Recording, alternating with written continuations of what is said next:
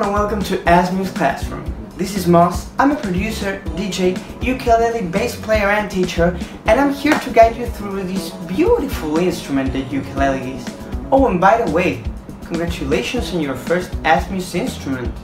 Throughout these 15 lessons, we're going to learn so much about the ukulele. We're going to learn some little bit of history, different strumming patterns, different chords, bar chords. I know that sound complicated at the beginning, right? But they're not that much, you know. I'm going to give you all the tips that you need so you can play them perfectly well, you know. So don't worry about that. We're going to play even finger picking, that is so much fun. And also we're going to play melodies on the ukulele. Yeah, you heard it right, melodies, like the things that people sing. Yes. So let me show you a recording I did a few weeks ago playing I'm Yours by Jimson Ross. This is one of the songs that we are going to learn here with a really cool strumming pattern and a really cool melody, you know. We are also going to learn more complicated chords and other things, but this is just a very basic and good thing to learn. So here we go.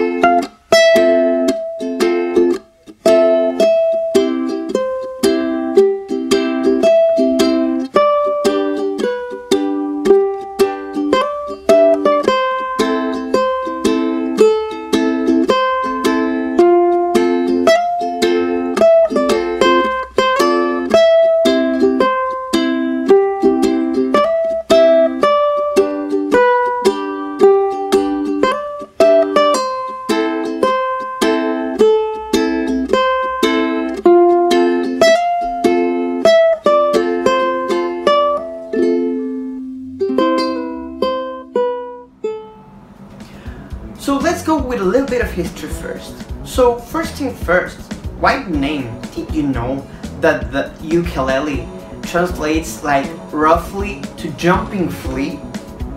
Super curious, right? Like it is super crazy because people started naming it like that when they noticed that when they were finger picking there was like a movement thing between the strings and it was like ukulele or ukulele. That is the correct pronunciation, you know. That's super crazy, right? Another super cool fact about ukulele. Did you know that there are 4 sizes of ukuleles? There's soprano, concert, tenor, and baritone. And they differ a little bit from one to the other. Not the first two, like soprano and concert. They're very likely one to each other. There's just a few centimeters of difference, but the baritone looks like a little guitar, you know, like you will see in these images.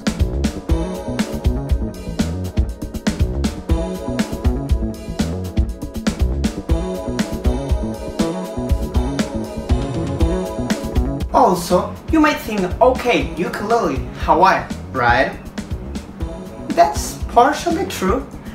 Ukulele was first brought by Portuguese immigrants in the 1800s to these islands, and then, well, they radicalized the culture, and as we know today, it's a super Hawaiian instrument. So let's jump a little bit into the ukulele, shall we? Okay, so first thing first, 4 strings, right? But there's a little bit of a difference from you might think. This is the first string. We sometimes think that like, okay, this is the closest one to me, so that will be the first. No, that's the 4th. So it will be the 1st, 2nd, 3rd, and 4th. And those are A, E, C, and G, okay? So let's go a little bit with the parts of the ukulele, okay? First we have the headstock. What can we find in the headstock? Well, the tuners, that they will help us tune the strings of the instrument. I highly recommend Guitar Tuner. That's a super easy and free application that you can download. Either you have Android or iPhone, you know, and it is super intuitive, so it's easy to use. Then we have the neck of the instrument. This is where the frets are. The frets are these little metallic bars that we have, you know. And first tip of all those I'm going to give you, the best thing you can possibly do is to play that closest you can to the frets, because that'll help your hand and your chords sound better. The place where you'll be playing the notes is called the fretboard, and it's this whole part. Then we move to the most important part, the body. Without the body, this wouldn't sound. As this is hollow, when we hit the strings, it vibrates and resonates on the body, and through this little hole, the sound gets to your ears, basically. So now, let's go with a little bit of how to handle it, you know, because it might be complicated at the beginning, just to have it and be comfortable with it. So the way that you're going to feel most comfortable with it is placing this little part of the instrument, like if you were making a little bit of strength against your leg, you know, and having it like there, you know. This will help a lot not to fall down or to the sides, you know, that this can happen at the beginning. Like if you place it too far away from the center of your leg and not with a little bit of weight on top of that, you'll find that this happens to you a lot, and that's the less that we want to happen. So now that it is firm there, the next thing that you're going to do is kind of hug it with your right arm if you're a right hand player, and in case you're a left hand player, you're going to hug it with your left arm. So once you hug it there, you know that it won't fall to the right or the left, you know. Now you just need to be really sure about how to hold it with this hand, and everything will be ready and set to start playing right away.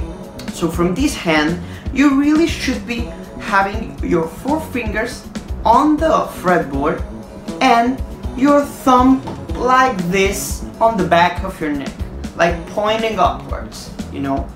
It is really recommended to have like this space in my hand that I always say to my students. Imagine that you have a ping pong ball. If you place it here and it has space, then that means that your technique in your left hand position or right hand is correct. Well, that is going to be it for now. See you in the next lesson.